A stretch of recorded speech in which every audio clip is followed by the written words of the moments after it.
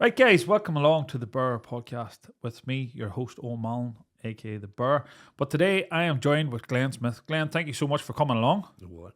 Glen, I do the same with every guest. I like to get the background, but like as I say, you've had quite a life, and with the book here. But we're going to start at the very start and get to know where you grew up and how you come to be sitting here today. Well, I grew up in the 70s and 80s in Craigan and Derry. I hate the troubles. I grew up right beside the Craigan shops, and that was like a flashpoint for rioting and hijacking. And so my school days was probably the best days of my life in primary school, ironically. But I remember coming home from school, and we would have walked home from school through gun battles, masked men firing at the army and the SAS, and there would have been buses burning and cars burning, and laying down the house and bullets ricocheting everywhere, and just it was mayhem. I grew up in Craigan, and I liked football. I liked going out the back roads on my own. Out the back of Craigan there was like fields, and that was where I escaped kinda. But it was hard enough growing up in Craigan, like during the troubles. And It would have been a very different place to some that people can imagine, but like that was literally the right in the height of the troubles. that was a war zone now. I tell it to my kids now. My kids is all up now, older, and when I try and explain to them and the kind of things that we went through, they'd be like, well, they can't believe it. I say to them, look, we grew up in a war, and there was this and that, and so I try and tell them it's how lucky they are now, that they didn't grow up there. You wouldn't have thought then, like a generation later or two generations later, that they wouldn't have a clue. You'd have thought this was going on forever, just the way it was at the time. But where did you go to school? I went to St John's Primary School in Craigan. I was there until about primary 4, and my father got shot. He was shot twice actually with paramilitaries. I was there twice. I seen him twice getting shot. The first time we lived in Craigan Heights. You witnessed your father getting shot? Twice. What age were you then? The first time I was 6, and I had like a wee mobile shop in the front garden in Craigan Heights. It was only a wee van, but him and his brother was in there that night, and I was sitting on the counter, and these two masked men came flying in, and I remember falling backwards off the counter, no on my back, but I got up, and I remember one of them saying, "Which one of you is Noel?" And I remember being afraid, but my father's brother, actually, he was going to take the bullet for him. He says, "I'm Noel." He knew my dad was getting shot. And when they went to shoot my uncle, my dad said, "No, I'm Noel." And I just heard the two cracks, and they shot him in the legs. So we left the Heights, and we moved down to Rimmore. And I got on the bullet with paramilitaries again. And his friend was shot in Craigan Heights one night. They came out of the back lane. There was 3 brothers. Johnny and his 3 brothers. Johnny's passed now, go arrest him. But they came out and shot at Harkin, and the 3 brothers run. This is from stories I heard. So your dad and his 2 brothers were there, and they shot at someone else? No, my dad's friend. Oh, okay. And his 3 brothers was there. Yeah, okay. So I was talking to Johnny years after. He told me this is what happened, but they got Johnny, and he says, "Glenn, they shot me in that leg with a carbine, 303. And he says he remembers his leg, his foot. His leg actually went up over his shoulder, and his foot was here. And then he says, "I thought I was dying." And then they came over here and shot him in the other leg with an armor. So my dad got one of this. Somebody came down and told my father, and he panicked. He heard Johnny was dead. So he cleared to Scotland, and he was trying to get my mother to come over with, but there was 5 kids. We were all I'm my oldest of 9 kids. My mum wouldn't give up a house and move over to Scotland, so my dad came back, and he went to meet a couple of boys, and he was told to be in the house on Saturday at 2 o'clock. And this guy says, "I'll come up and do you myself," he says, "and I'll do you easy," right? So I remember I must have overheard my mum and dad talking about it, because I remember I knew what was happening. What age were you then? 7. And Primary 3 I was in there. they had arranged to come to shoot your father? Told him to be in the house on Saturday at 2 o'clock, and this guy said, "I'll do you myself now." He says, "I'll give you a flesh one, I'll do you easy." But when they came up, we were all sent out to aunts and uncles. I was sent to my granny's house down in Fana Drive. And, but I remember I knew what was happening, so I ran back up again. And the back of our houses faced right out on the Craig shops. And I remember there was like a nurse and all waiting there. And I went on the next door neighbour's backyard and there was like buses, and I remember looking through, but my dad says he was sitting in the living room and they knocked the window. And they let them in the house, and my dad says to me, he says in the kitchen, just do it here now. And he said, not a bullet mate, Rick. I said, and have one else, get out the back. And they took him out the back, and he says, right, lie down. And he says, no, I'm not lying down. And he says, fucking lie down. He says, I'm not lying down, fees, just get over. So he stood up against the coal bunker, and they shot him twice with a Browning 9mm, but they dumbed him the bullets. So he did. So what a dum-dum bullet does, it's the tip is filed off it. So when the bullet enters, it has no way of getting out. So it ricocheted all around his leg and just mangled his two legs. And he ended up losing his leg. He ended up in Royal Victoria. And he ended up in, what's the other hospital up there where he used to send all the airmen, you know? Oh, up in Belfast? Aye. Musgrave. On Musgrave, yeah. So I remember going up and seeing him, and I remember going in looking at him and saying, gee, it wasn't my dad. He'd lost about 2 stone a weight within that week or two, but... What age was he when that happened? 27, 28. But he lost his right leg anyway, and I remember him saying to me, Glen, I didn't even... My ma had, they said my dad was out it, and he couldn't actually give permission. But they asked my mother, look, we have to amputate the leg. It's gangrene and all. So apparently the genes that they don't get under the inside his leg as well, and gangrene set him. And they tried to take veins from his leg and here and there, but they couldn't save it, so he ended up losing his leg. And when he came home again, we had to leave Craigan then. So we moved to a place called Selfworth. And it's just madness. And he got a big claim. He got 65 grand a claim for it, but it sent him something. He had a blue within 2 years. He's buying cars, and he'd have been a bad gambler. He was a gambler. Now 65 grand back in was serious money. Big money, yeah. But he was wide. Like, I remember him coming down the street one day in a brand new Cortina. They were the NKR, the but he had the Dukes of Hazzard thing painted on the top of it, and all. One of them horns with like 20 different horns, though. And it's just was he living under threat all his life? But it was a loud car. He must have been very defiant. It was a loud car. He felt safe out there. Strathfoyle was kind of right. Okay. If you were getting bother on the city side from a paramilitary, you cleared the Strathfoyle. So he went out there and thought he was safe, but he went out there and just... What was that like for you children? Did you know that your father's under threat, or...? We knew all the time. I'd sort of... He was in bother with him all his life. He stood up to him. He didn't... That's what angered him. I think that's why they had him so hard. My dad always used to say to me, Glen, I didn't stand down to him. I stood up to him. And they didn't like it. Even after he lost his leg, he had bothered all his life with him right up until he committed suicide when he was 49. And he was still getting bothered off him, man, 20 odd years later. So he was actually under a death threat to be shot dead. And that drove him to commit suicide. He hung himself when he was 49. Who shot him? The IRA. And you are just so, and just to be clear, you are Catholic. You were in the Craigan, and he had been shot in total 4 times then, twice, 2 different occasions and 2 different legs. Yeah. It's actually mind-boggling. And then, what was that like for the rest of your mum? That was after it happened. He lost his manhood. He lost his dignity. And then he got way bad depression then after it, and he started drinking. And he was a heavy drinker. He would have drunk every night.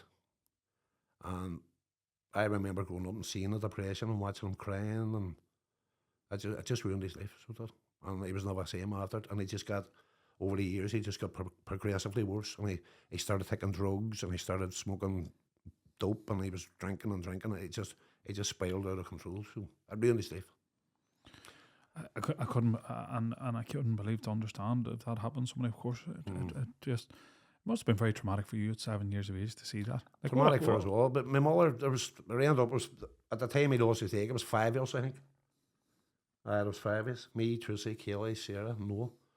But my ma had a hard time growing up because we ended up, when we moved to Strathford, we had to leave here as well. And then we moved to a place called Cairn Hall. And then I remember going to school one day and I was putting my uniform on and I just heard a big boom, big smash. And this was at like 8:30 in the morning. And they paintballed our house. All the sweet kids was getting ready. And I remember the colour of the paint, it was like lime green paint. All the windows came on top of my ma. Glass everywhere, lime green paint all over the living room. We ended up having to move to England then. And we moved all around different parts of England. And there was people in the background. My father's mother now, my granny, she was mad about him. And her heart was broke that he was living the lifestyle he was and that he was in England so far away and she would have come up, but she was really, really close to him. And she fought for years to try and get these boys to let him come back home again. One guy that I was talking to a boy about 3 months ago and he says to me, Glenn, it was me that your granny Charlotte came to. I had a well out of time for her. He said, and it was me that got your dad the okay to come back. He says there was boys that were saying, not a fucking chance yet. No way is he come back here yet. But they give him the okay to come back. But this guy that helped him to get back heard it in the grapevine that they were only saying to him to come back. Yeah. They execute him. They were going to execute him. So he got word to my granny and she said to my dad, don't come back. But we had everything packed up. The house was gave up in Morecambe. That's where we were. We went to Scunthorpe first. What age were you at this point when you left Strathroy and went over to England? I was nearly starting first year. I was meant to start first year in Cairn Hall.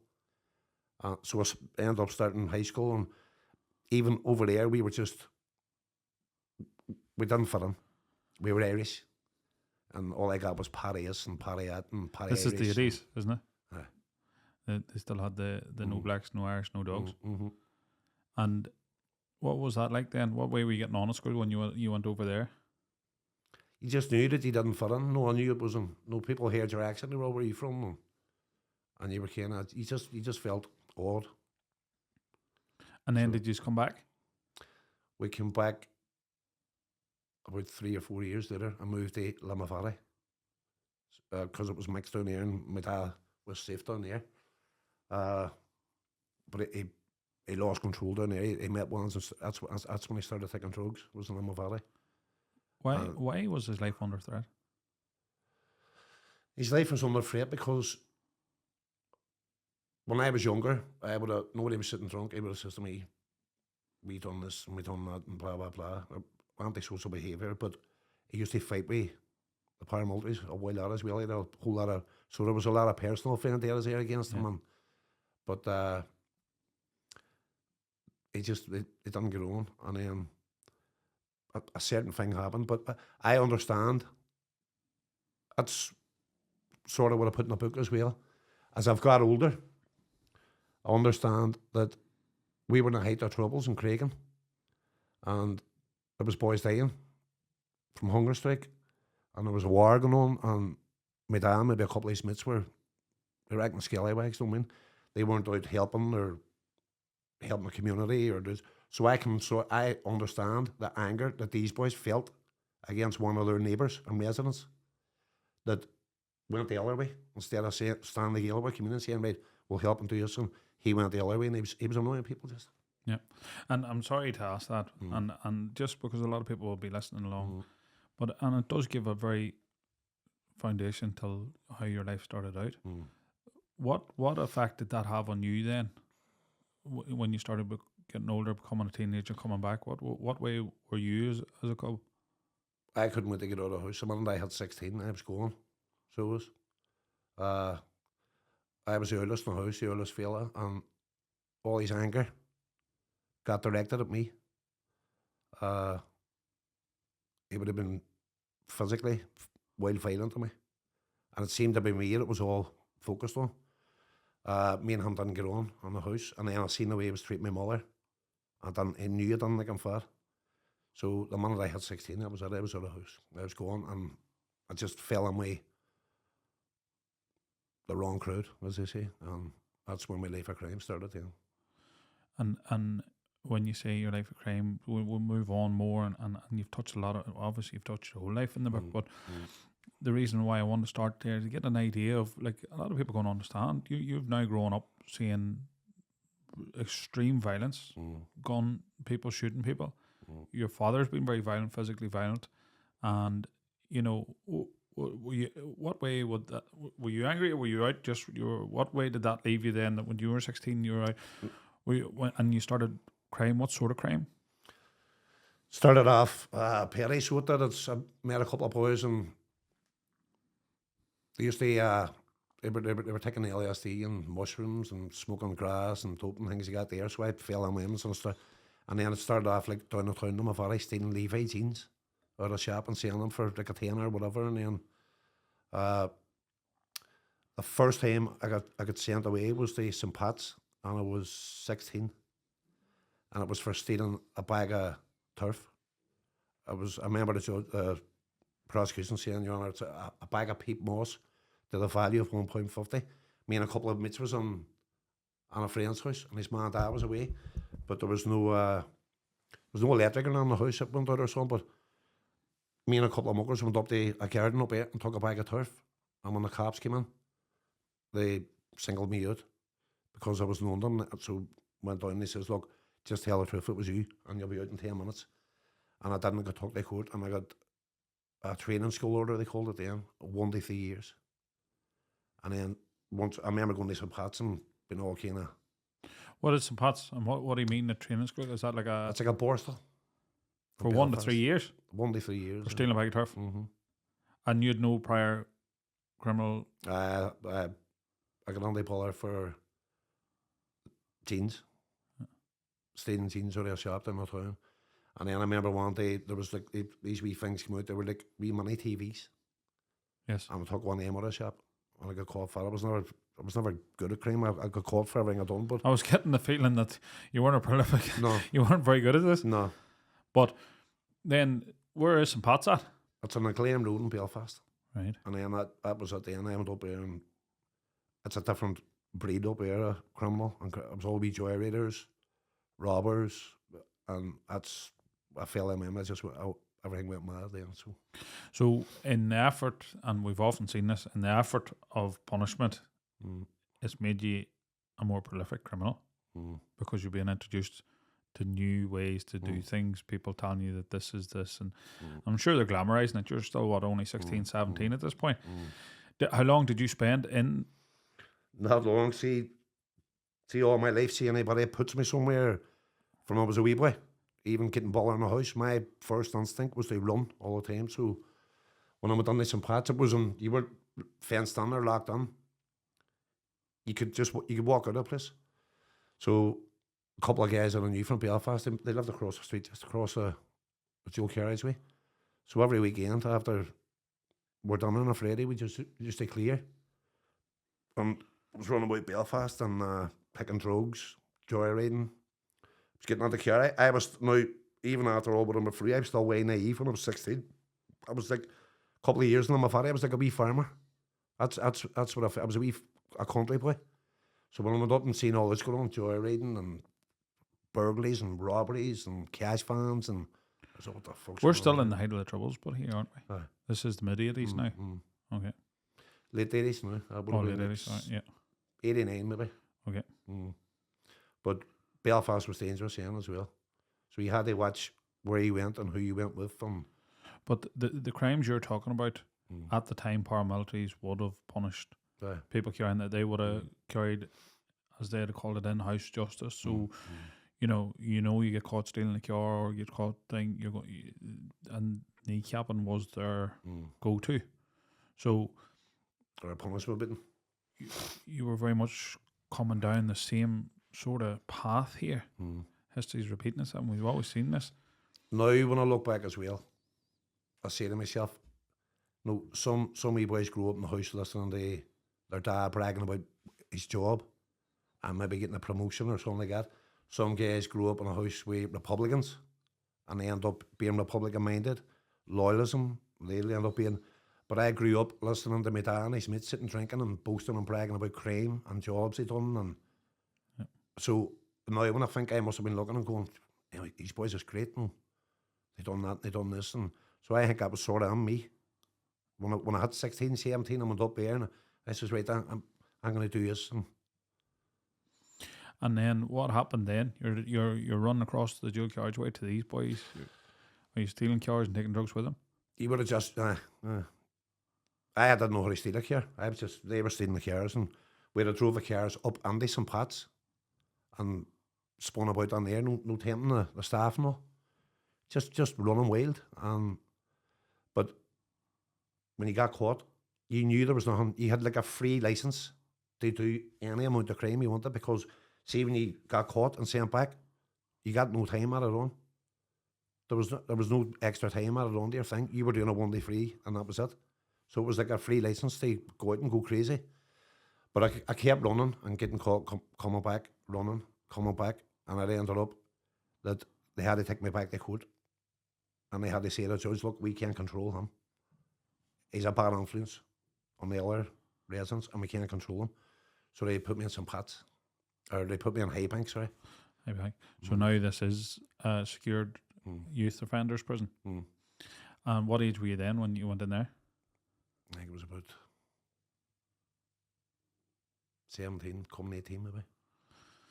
And what was that like? That was worse. When you go in there, you go into Commodland and they call it short, sharp shock. And you weren't allowed to lay on your bed during the day.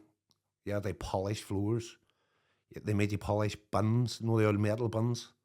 You had to get down your hands and knees and brown tiles and cream tiles. You had to polish these and you had to stand like regimental as you were going for your meal, stand in this, stand fall. And you had to call all the officers in there, sir. And I didn't like it. So I just rebelled straight away. I was always fighting in there. That's the first time I was kind of introduced to sectarianism as well. Because there was young loyalists on the landings and Protestants there. And it's the first time I actually seen no bitterness and sectarianism. And that kind of threw me back as well. I got into a wild lot of fights in there. I was fighting all the time. Assaulted a couple of prison officers. Got 9 months added on to my time for it. And then one night I escaped. So I'm not proud of it, but I later on to hang myself in the cell. And when they came on and took me down, they took me out in an ambulance out to Dundonald Hospital. And when I was out there, I got the cuffs off and I put a tussle with 2 screws that took me out, but I remember escaping from there. And I ended up in, I can't remember the name, is it Ballybin maybe? I don't know that. Some estate up there anyway, right? But I remember going on there and there's somebody's backyard and I went to the top of this big tree. It was like 2 o'clock in the morning. And I sat there and I watched all the cops flying about the estate and all the cars looking for me. And when it was kind of hitting daylight and I knew things came down, I went out and I was walking through his estate.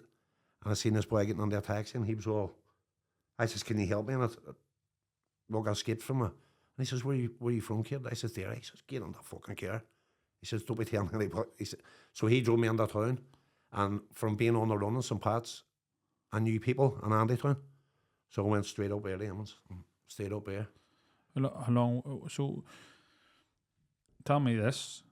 Had you planned this escape or did this become opportunist? Did you try and take your own life or was this something you planned in your head? No, I planned to get out. Right. And then when they took you, you got out. And where you asked, you were from Derry, obviously in that time, if you say Derry or you say London, like, it was a very clear indication to who. Was that a loyalist estate you were in? Yeah. Aye, so your mom was like, get you out of here before you. He says to me, Jesus, you know, as you say, it was at the height of troubles. I was tit for tat. Sectarian murders going on. When you turn the TV on every night, it was a Catholic's been shot dead, a Protestant has been shot dead, and next 2 Catholics too. Every single night. I remember I've been on the news every night. Aye, because an escaped Catholic prisoner in a loyalist wouldn't last very long. Naive, and it's very hard for people to grasp that that's how heightened tensions were then. So then, when you got back, you're on the run. You know, what way did that fare out for you? Well, while I was on the run, I got onto another bit of bother. And when I got caught and took to court, Highbanks is the same thing. one of the screws in the bank got up, the box. They talked to the judge and he says, look, we can't control him. And I got sent to the Crumb when I was 19. I remember them coming in, throwing me my brown bags and saying, you're going.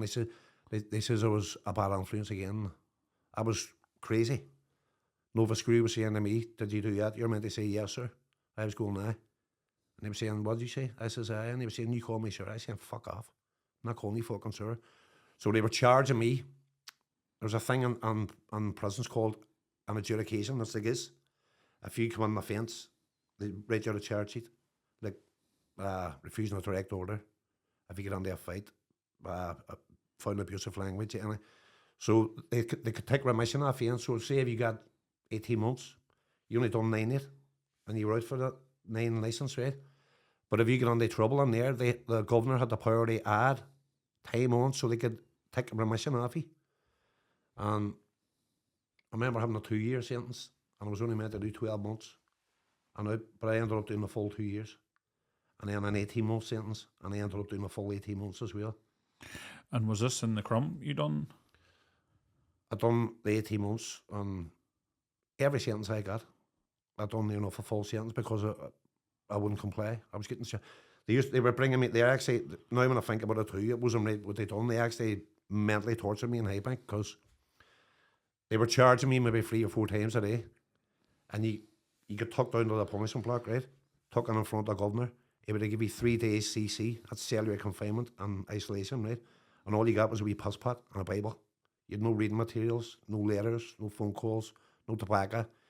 The only time you got out was for an hour around the wee yard. And so they were taking me down there. By law, they can only keep you for 3 days, right? So they were bringing me down, giving me 3 days, adding 2 or 3 or 4 weeks on my sentence. And then after 3 days, they were taking me up on the landing because they had to do it legally for 1 night. Bringing me down, and they had a pile of charge sheets to go. And they done them badness. They were doing 1 charge at a time and taking 2 weeks off me, 3 days in the block, 1 night up there. Were you never tempted to just conform and go along? No. And what do you think was in you that just made you rebel so much? Anger, rage, frustration, all of it, I think. And I think all the shit I went through when I was a wee boy, and then I was put on here, and there was more men rolling at me and assault me. And well, where did you fit in? Because for people listening now, Aidan's age or slightly younger than me, I have an understanding of the troubles because I'm at the age where I remember things, but I was still young when it was going on. But for young ones listening now, prison would have been a layered system, and even the Crumb there, we've done the tours of it. That was a loyalist wing. This was where would you have sat? Because you weren't a nationalist, you were a Catholic, but you weren't. Where would you have been then? Well, back then it was kind of weird because when I got sent to the Crumb, I noticed it even more. All the Protestant fellas sat over there, and I found that well strange, But I was never butter against anybody's religion, or if they were Protestant, if they were loyalist. There was never any kind of bitterness on me, so I just spoke to anybody. But like if he had spoke to shit, the Catholics would have said, "What the fuck are you talking to him for? Be sitting my hands for." But it just wasn't on me. But it was like that on the Crumlin Road. But where would they put you? What wing would you have went on? Just there was mixed wings. All right, okay. If you were an ODC, that's what you were either ordinary decent crime. Wasn't that? That's what they used to call it. I'm an ODC, an ordinary decent criminal, and you would have had the loyalist wing there, and you would have had the Republican wing there. But there was wings. Yes. All right. Okay. That was mixed. Because I was just wondering that because I know that the prisons and right up until maybe 10 or 15 years ago, they were structured very much like that. The maids was like that, and then you're in and out. You're receiving these 18 months. You're getting out. The cycle's repeating itself. What age were you then when you were back in? All my life for over from I was 16 up until about 8 years ago. And tell me, about 6 years, 6, 7 years ago. And then obviously at a point, and I can see you missed it. Was there? Did you have family? Were you coming out to family? What age were you when your father took his life? I would have been 20, about 28. He's dead 22 years now.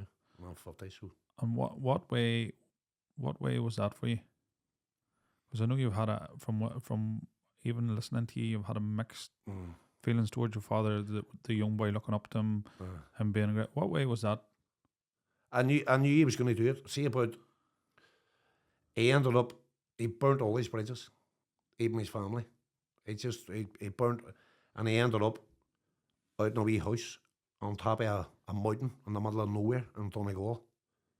And like a wee granny flat, right? And one of my brothers says to me one night, I haven't heard from my dad in a couple of days. So we all jumped in, me and Rona there, and our all jumped in the car.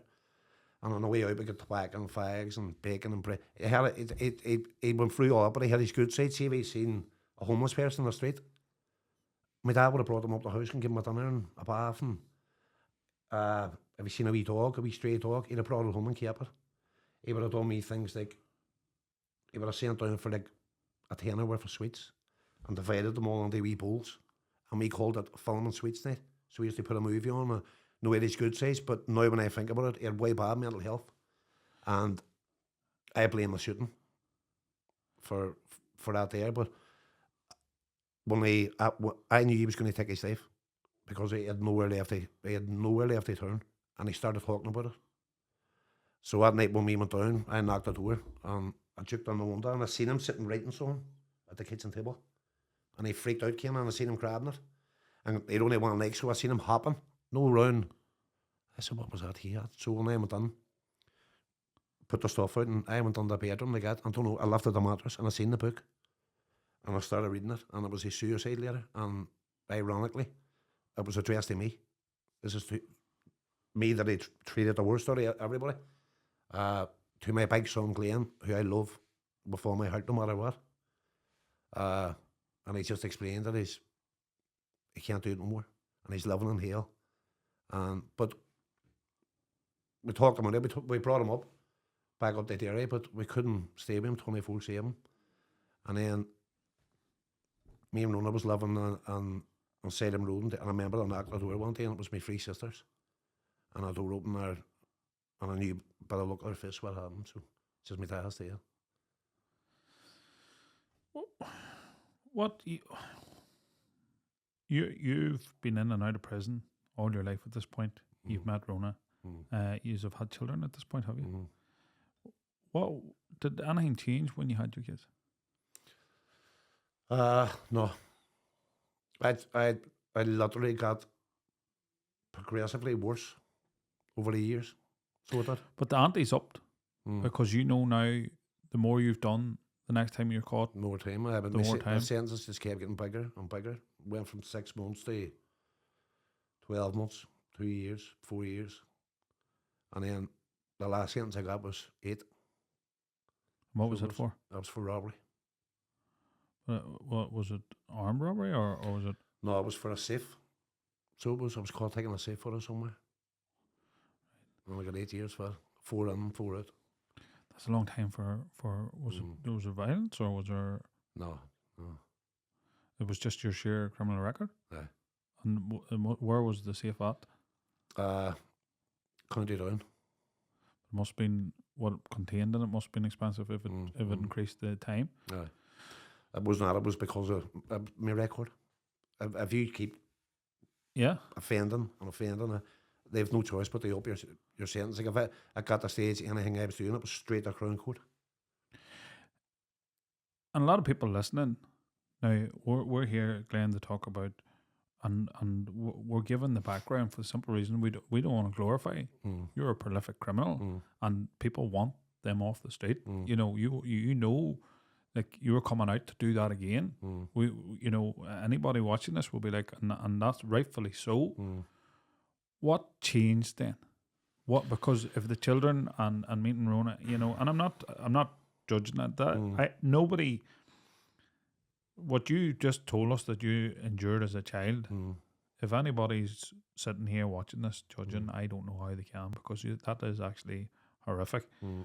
But what was the point that we're now here today? You have your book, you're helping people. Mm. You know, what was the change, and what was or was it a collective of things happening? You're now serving I take it this is your 8-year sentence then you're serving. Where are you serving that? Because Crumb's closed at this point. McGilligan. You're up in McGilligan.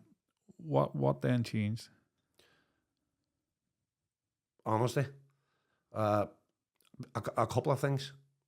The last sentence I done, Rona and 2 of my daughters come up for a visit, but the prison was doing a thing called like a family day. They took them around the prison and showed them the cells, the workshops, the gym things like that. And I got to keep the wee boy doing the visits, like a wee playtime and a lunch. But I remember when Rona and my 2 wee girls came back from the tour, they were sobbing. And I said to Rona, what's wrong? And she just looked at me and says, Glenn, how the fuck can you choose to live like that over what we're offering you? And that, or anything that she ever said to me in my life, had really helped me that day. It was the first time in my life that I was clean of drugs. I had stopped taking stuff about 7 or 8 months before that. And I don't know if it's because it was said to me with a clear head, but it's the way she said it. She said, Glenn, how can you choose to live like that over what we're offering you? And I'll never forget that. Something just clicked in my head that day, and then writing that book as well. So I would have said, I started a wee creative writing class. Somebody says to me, you like writing? I says, there's a wee creative writing class over beside the library. So we put my name down for it, went over there anyway, and we done, sat, wrote a wee bit, had a wee cup of coffee, and we'd have sat and exchanged stories and all. But I remember the wee teacher saying to me, Glenn, you have to write a book. You need to write all that down in the book here. And I said, no, fuck, I'm not. But I tried to write that about 3 times and gave up on it. But when I sat down and started writing that, so we went over there Monday to Friday, from 9 in the morning to... You had started writing this in prison. Mm. Well, after you had spoke to... Sorry, what was your name again? Rona. Rona. That's Rona. When you spoke to Rona and that had his home and you're starting to change, how far were you into your sentence at this point? About a year and a half. And you know that if you're playing ball, you've still got about an hour, 2.5 years left. So what was it like? And I want to say this for young lads that are maybe going through this mill, you know, because what age were you then at this? When I started writing that book, I'm out 5 now. About 42. So, you know, this is what I would say. You're never too late in life to do something that you and I'm sure you went back to how you thought as a child. Because I actually went back to education, but I always remember thinking when I was younger I'd love to do that. But then when time passed, you're like, no way, I'm not going to. What was it like going down and putting your name for that? Was it hard to say, you know what, I want to do this creative writing, especially when your schooling wasn't very structured or strong? You know, what was your, like, had you done GCSEs or O levels at the time? So what was it like then when you seen the creative writing, someone saying, was it scary? Was it probably scary enough to do that? I was a wee bit apprehensive going on, but I loved it, and it literally changed my life. But because I'm saying that because when you reignite a flare like from your young or something you enjoy doing, you think that it's gone. You know, hobbies, things we've seen, things like that have changed people. You know, if they're in a dark place, they take up something that they often thought about as a child, and it just lifts them while they're doing it. But when you went into the creative writing, you obviously exchanging stories and telling people about your life, and they're like, that needs to go down. Was it hard to write about your own life? Aye, that's what Because you're exposing yourself, you're opening yourself up to criticism. It was like, it healed me, because I see the stuff that I was actually sitting writing. Well, I would have been writing for a couple of hours in the morning, and then you go back to the wing, you get your lunch, and you're locked from 12:30 to 2. So every day I was going over, and what I was writing, I was going back to the cell and lying thinking about it, and then going over in the afternoon and writing more, and going back and thinking about it again. So you're processing it. Aye. And at the start, I was angry, and then I started thinking, and it just rewired my brain. And were you speaking to anyone else? Had you had any other help when you're, because you're bound to have revisited some real hard memories and stuff you probably suppressed and didn't really think much of at the time till you started putting pen to paper and were like, this was my life. I wrote a wee bit on it about getting took on the Montjoy prison one night, and they take you down on the bus, and they give you all clothes they throw on you, right? And they say you go and get a shower. And I remember this wee bit's on the book. I remember walking in and I seen an oil bath and I was dripping. And I took me back. One of my punishments when I was a wee boy, I was called to in school one day. And it's in the book and all, so I'm not afraid to say it, but things that happened to me when I was younger, one of my punishments was the Coil Bath. That's what it was called. So the bath would have been filled up with freezing cold water. And one time my hands and my feet was tied together and I used to be put in the bath and ducked down until I was nearly fucking drowning and pulled back up again. I remember coming up and couldn't breathe and then back down again. Things like getting put in the attic. When I was a wee boy, I'd have been scared. I was like a wee freak about werewolves and but I used to get put up in the attic and the door locked and told there was werewolves up there and vampires, and I would have been drove out the back roads in the car and told, get out of the fucking car. Nobody wants you. Nobody loves you. Out in the middle of the back fields of Craigan.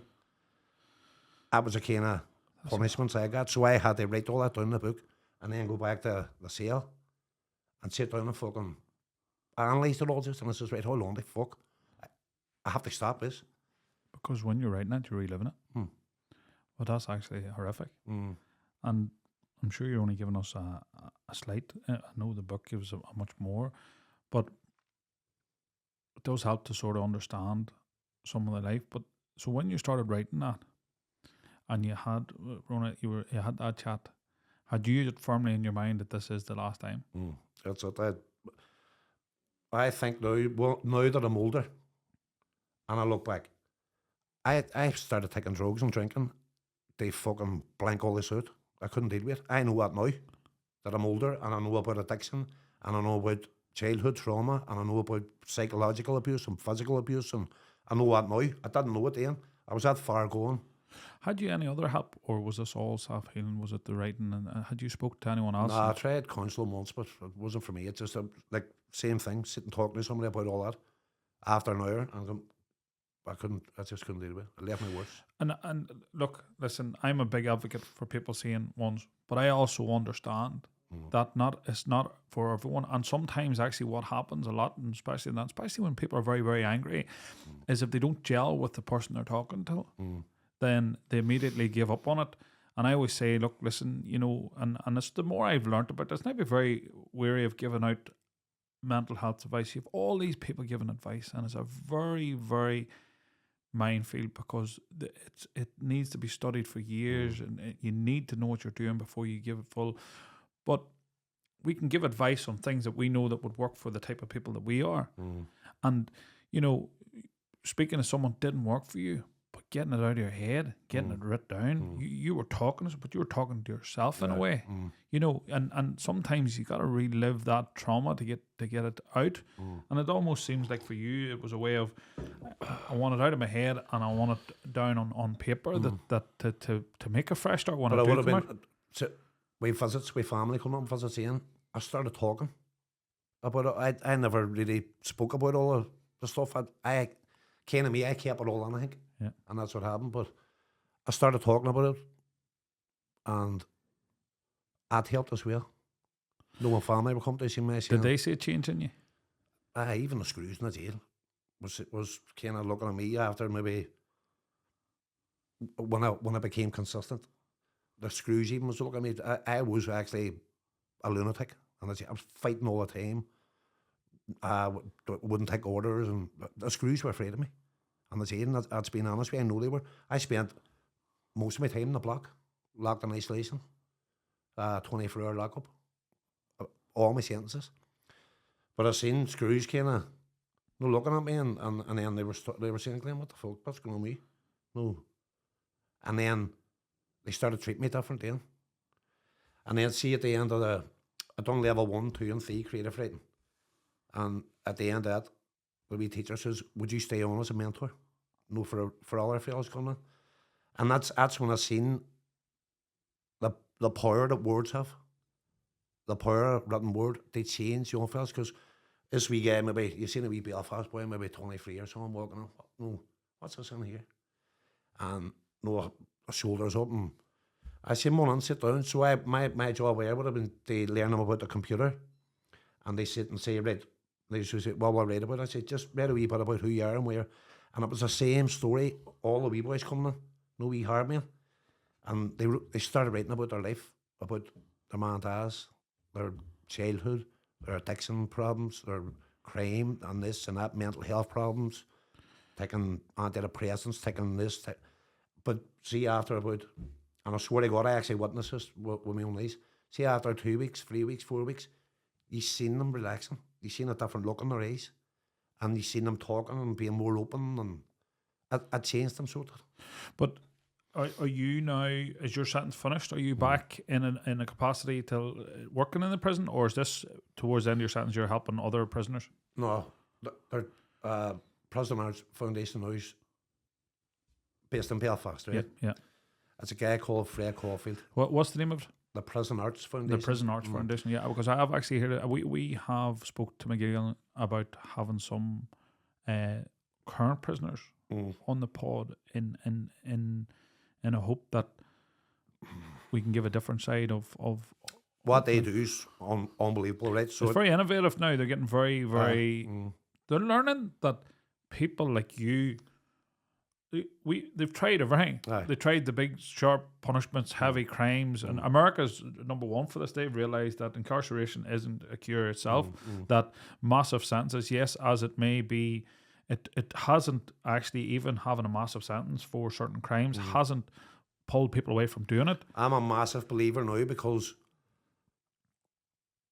I never ever thought that it could change, or it's the way I look at it now. See, when I look back now at who I was 7 or 8 years ago, I'd be fucking bamboozled. I'd be, what the fuck was I doing? What were you at? Who were you? But it's only when we stop and step outside the spinning wheel that sometimes we can see. And, you know, did you think that was the way your life was going to end up? Just continual vicious cycle? Yeah, I couldn't see a way out of it. But I am a massive believer now in things like that. See, instead of... Well, let's go to this the prisoner arts thing. That was Fred. Sorry, Fred who? Fred Caulfield. So he was a governor in a long case prison, and when he retired, he just, when you're talking to him, he's so gentle, and he says, "Glenn, I'm a believer that you can change people through the arts." So they would run painting classes. So this is a previous, and let's face it, everyone's view, and especially most people's view of the governor, the chief's crew, is that they're and that they enjoy what they're doing. But he's seen it. He's seen people change and through different things, and not even just. There's people that have took up joinery. There's people that have took up careers. They've learned computers and taken up thing, and it's given them that new lease of life. So not just for you, it was the writing, but do they offer like loads of different type schemes? I'd say about 70% of the fellas you meet inside, they can't read and write. They're not. They didn't go to university. They didn't go into college. They didn't do GCSEs. You know, a whole lot of wee boys in there is actually illiterate. They can't read and write at all. And then some of them have limited amount of. So I think educating fellas going on there, I'll do far, far more than putting them on and roaring and shouting at them and locking them up. But it gives them something to contribute to society when they come out. And I don't mean that in a condescending way. What I mean is, like, if you have had an abusive childhood, studying in school is the last thing on your mind. Achieving good results, we know it goes hand in hand. And sometimes when you boil it all back, so many similar stories, different ways they've went, but they've had similar stories. They've had unhappy childhoods, abusive, they've witnessed trauma, and they turn to substance abuse, crime. It's a vicious circle that's hand in hand. But when it's all boiled back, how many young lads did you see was just like you, or in the same cycle of but giving somebody self-worth, That's it. something that they can come and contribute, and confidence comes with that, because if you can't read or write, it's pride's a massive thing, it's the fear. So if you can't do something, like we've seen people hiding it, and you know, they're scared because they don't want to be embarrassed. Pride is the number one. Pride actually is the number one thing that triggers an aggressive response. Aye. If you see in a bar or a nightclub a fight happen, normally somebody's pride's been dented. Someone's pushed him, and he's and they ego, attack out of it, or someone said something to your girlfriend, and it's the pride and ego that creates the violence and the thing. But when you see people relax and drop that wee bit of a guard and say, "Look, I don't know how to fucking spell, or I don't know how to read," and then they're starting to learn, like it, when they get that bit of self-worth, because it's been beat out of them. You know, it's been taken away from them. You know, I think that there's so many success stories we've heard that they've learned to spark, they've learned to joiner, they learned to, you know, some even like you talk about, some of them were very artistic, started painting. I seen some of the fellas and they would have says, I don't know how to use this. So I would have sat and learned them, right, look, you go in here, it's Microsoft Word, you can do this, here's a thesaurus here, that's, you can learn all different words, you can do, and you see them kind of, Jesus, that's good.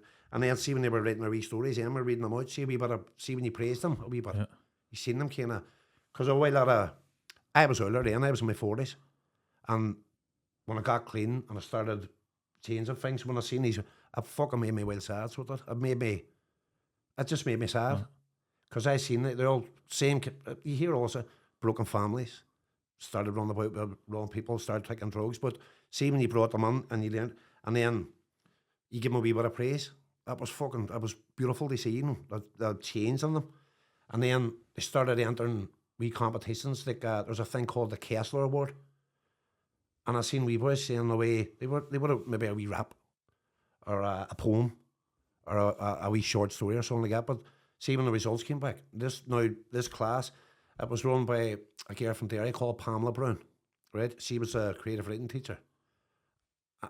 There's a big fella from Belfast who called Liam Keeley, and he's a couple of books out on Amazon now as well. Belfast Child. He's yes. His poetry books and all that, right? He says, me and him chat away on the phone, he said, Glenn, I cannot tell you how much this is.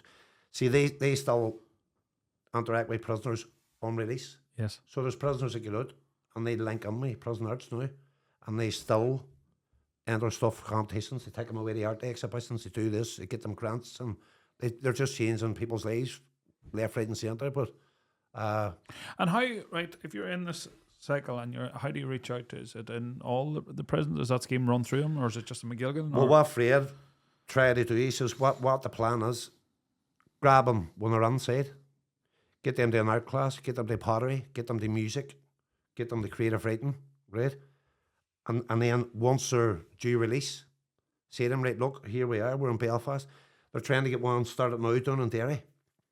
But Fred was on about... So ex-prisoners can attend this place in Belfast, okay? We're going to include the links for anyone that... Because the conversation we've had, and I know the passion that's driving you now is reaching out and helping them young lads that you see as you. Just 20 years down the line, so they're not wasting the next 20 years trying to figure this out. And I've seen it, and it's something that... And I said it to you outside before we come in here. We're not here to promote people that have had a life of crime. We're not glamorizing that part, and you haven't glamorized it either. No. This is about reform and stopping people. But the passion and drive that I've seen and what we're read now for you is catching them further down the line than it took you, and that way. And so that's why we want to do this. And I said to you too, if we recorded this podcast and it went out, and only one person, just hearing you talk, clicks with them. And I may not be writing, but what would you say to them if? And every one of them's angry. You know it more than any of them, and from only some of the things. And I'd say you've only touched on a few things that's happened to you in your life. What would you say to the young lad now that's angry and he thinks you're a slabber, I'm a slabber, fuck the screws, nobody will tell me what to do? What you know? How would you try and reach to them and say to them, look, you know, I've done that. I do it now, but I live in Galia now, and the place is rife with drugs, suicide, suicide in Derry, and well, suicide That's everywhere. another wee boy. It is Couple of absolutely. days was fucking heartbreaking. And we've actually had 4 suicides. And my father in 2002, right?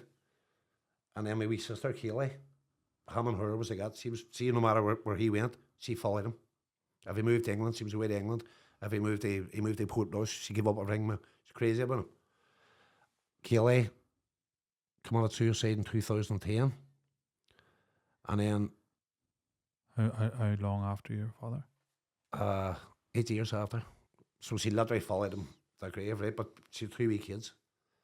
And then just 3 years ago, my wee sister Charlotte, the wee youngest one, I was sitting on the house, I was in the living room, and one of my wee girls' phone fucking screaming at her, and she says, Charlotte's fucking dead. And I was, oh, Jesus. She was a bad drug addict, Charlotte, right? And me and my mum went up one day and got her out of the flat, and says, right, down to my ma's for a couple of weeks, we're gonna detox you, right? But she went through psychosis, but we got her clean. And she fucking bloomed, hey. She blossomed. Beautiful looking girl, our Charlotte. She just bloomed, and her wee complexion came back, and her leg came back, and her eyes, and everybody, we were all buzzing. And she relapsed then after about 4 months. And when I was on the phone, I was a video call, and I said, Charlotte, what the fuck, what he had? You were doing that well, no, we can't have words. And the last thing I said, no, Charlotte, fuck off, hey. No way, you can't do this, my man. And then about 2 hours later, one of my wee girls, so I flew up in the car, and she was hanging from my ma's back bedroom. My ma was down the stairs, at dinner that Sunday. And I put her on the ground, tried to work with her, but I knew. She was fucking blue and foaming at the mouth. And I tried to give her CPR, tried to bring her around, but when the ambulance took her, so she was in life support. She was in intensive care. And for 3 days, and we were sitting there, and I ended up one of the top consultants had to take me in the room, and he was well clear about it. He says, look, he says, she's completely brain dead. You have to turn the things off. There was no hope for her. So we had to give permission for the machines. And we were lying to my ma. This was her second daughter, I mean. And we were lying and saying that there might be a chance I'll pull through here. But they turned the things off anyway, and I said to the wee nurse, how long? And she says, early in the morning, maybe 8 or 9.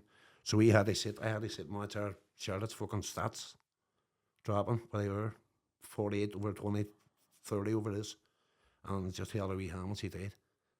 I just started my ma for fucking 6, and then maybe niece saying fucking 2 Christmases ago, 5 days before Christmas. Jesus Christ. That's my oldest sister, Trizzy. Now, it was me and Trizzy was the 2 oldest. Our Trizzy would have went through a while that too when she was younger. It's the knock-on effect. That's why now, see anything to do with drugs or mental health or suicide, see if I see anybody, I try my best not to say me. No way people would just say, none of my business. And where I'm from is fucking rife with. So I have young sons as well, and I see all their wee friends. And they would come over, and I would try and say to them as well, me and I try and stress the importance of a trade. I try and say to them, look, get the fucking take. You're sitting about, you're sleeping at 2 and 3 in the day, you're doing nothing, you're smoking grass. So I try and emphasise now my mistakes, Damon's, and the dangers of going to jail, and the detrimental effect. I said, see, once you get a record, that's it, that's for life. It'll follow you around for the rest of your life. But so they listen, you know. It's what we. I can see from you. You would be quicker to resonate with me. I'm very much a methodical sort of person that I don't talk shit to me, and sometimes I give advice to people that I haven't walked their shoes, and I try not to. I try not to, because sometimes it can seem condescending when you what do you know about me? But from what you've lived through and what you've experienced, I can see how you would connect with them, and that's why obviously we're going to have the link to the book, and obviously we're going to have your socials, so that if somebody wants to, can they just reach you direct or come to you direct? And I have young fellas one that text away at me. I've done a podcast with a fella in Derry called Seamus Fox, and there was young fellas texting me and saying, Glenn, Or you want there's no doubt in my mind they'll be like, I'm not messaging him, but I would like his details. And it's a very,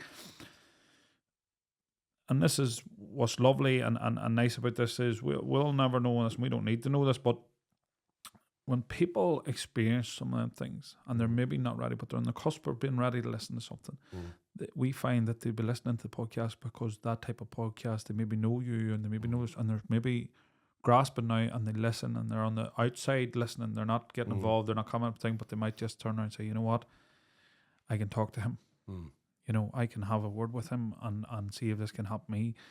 But that is, you know, even talking about the absolute loss that your family's experienced and like, you know, from all stemming back from their childhood and like this is the biggest problem that we have is we don't deal with things. We don't process them and your childhood comes back. People think they can suppress it, they can outrun it, but it comes back. Like. You have to talk about it. Now that I'm older and look back, I wish I had been more vocal and told people what I was going through, how I was feeling.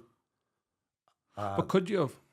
It's we do this with hindsight and you've got yourself in a good place now, but you could write it. Could you have talked it completely out to No, somebody? because you're on, that's what I'm saying. I was in jail and you can't show any weakness or you can't show any vulnerability on there because, see, being honest with you, see, back in, the jails are different now. There's things in place for that. I know we have spoke to ones and you can see the progressive. You can see ones coming in with ideas and plans for creating things that I feel like could be a new thing to help. And I do think massively. I think education on its own. I think it's great. It's a game changer. I know people say scumbags, lock them up, throw the key away, give them bread and water, feed them fucking porridge or whatever. But it's not that. There is, no, don't get me wrong. They've tried this. There are some bad guys. There's really bad guys in there. But you also have, I've met a whole lot of good fellas in there. Damaged, good-hearted, disturbed. You know, like, we were all born. We were all born a baby. People were given different circumstances.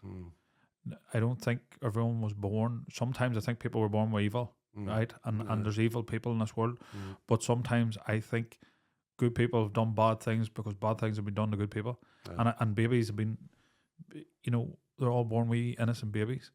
It's just the environment that shaped them and led them. So sometimes I'm quick to judge. Like, I'm sitting here, I'm not holier now, like, and I would be like, fuck, that cunt needs a bullet. Or, you know, and in some scenarios, I'm still maintaining that. Pedo shit like that, I wouldn't waste my money on them.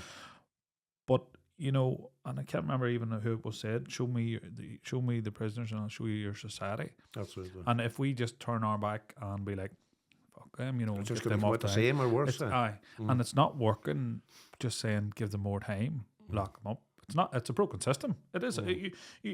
We're taking young offenders and putting them in with experienced criminals and making experienced criminals out of young offenders. That's it. And you just said it there in a very clear thing. You went off to some hats not knowing half the stuff. You ended up in cars that were stolen. Like it's a severely broken system. So see all the new, and we have been speaking. See all the new ideas. I'm all for it, and I love the fact that you come on today. And I really enjoyed. I'm going out. I wouldn't read the book before you come on. And I said this to you before, because I'm asking you questions about your father. I'm asking you questions. But if I know it, sometimes what happens when we're sitting in the podcast is I don't ask it because we both know that we know it.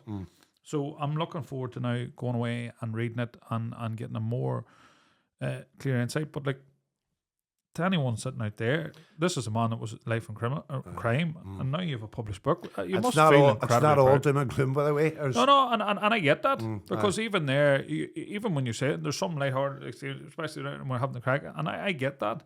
You know, some of it probably is, but you must be incredibly proud to see the book now printed and it's out there and people are reading it. Proud of that, but that wee book means that much to me because, like I say, writing that book changed my life, so it did. And I'm hoping now that I can help other young fellas that's thinking about going down the route of criminality or drugs, or I hate seeing people now with mental health or addiction or. Well, just before we finish up, Glenn, I want to leave it up to you. What do you see for you in the next couple of years? I'm just enjoying. I'm really. I'm enjoying being clean. I'm trying to give back to my community where I live in. I see people around me saying, "Well, changing, England," and people have been well forgiven. One of the biggest shocks has been the amount of understanding and forgiveness. But that's what I wrote in the book too. I think you can't fix yourself unless I was full of fucking hate, anger. The boys that shot my dad, the boys, like, the rabbits after me for years. I had to jump out fucking windows and broke my leg, and they told me they were doing me with sledgehammers, they were going to cripple me for life and this and that. And for years and years, I remember my dad saying to me, see about a Don Meaglin, says he was going to, I want you to get him, right? And for years, I had it in my head, I'm going to do this, I'm going to do that. You have to forgive. That's what the book learned me as well. See, I can't say to my family and victims of crimes that I've done and this and that, I want you to forgive me, I've changed them. But me hitting him and hitting the screws that mentally tortured me and Haybank and left me worse. The boys that shot my dad, made him lost his leg. The boys that came and tried to smash me up. The boys that broke up my friends. Screws that done this. But you have to forgive people. Even the shit that my father put me through, I processed all that. And I forgive him. Do you know one step till getting better is sometimes people say you need to forgive yourself first. I've done that as well. You need to say, look, I know who you are. I've done some bad shit in my time, but you know there's good in me, and that's what I'm here. Well, I want to thank you so much for coming on, and we're obviously going to include all the links to this thing, and I wish you all the success with this because I think you will. And you know something, Glenn, you might not know. They might not even reach out here, but you may have said things that just stirred the start of the change in somebody, and they may look about something, and we'll never know. But that's okay because that's the point of this. I would say, see if you're a young fella now, and you have a wee son, he's 2 or 3, be good to him, because your kids grow up that fast. You have to be really gentle and understanding, kind to them wee boys and wee girls growing up. I messed up. I wasn't there for all my wins. Growing up, they all turned out brilliant because of my partner. But they all work. They're anti-drugs. They don't drink. They're loyal because of that woman out there. But if there's any young fellas listening now and they have a wee boy, maybe 2 or 3, be good to him. Look after him because he's you growing up, and he's going to be part of. I just think you should be good to your kids and look after them and protect them. Well, brilliant. Thank you very much, Glenn.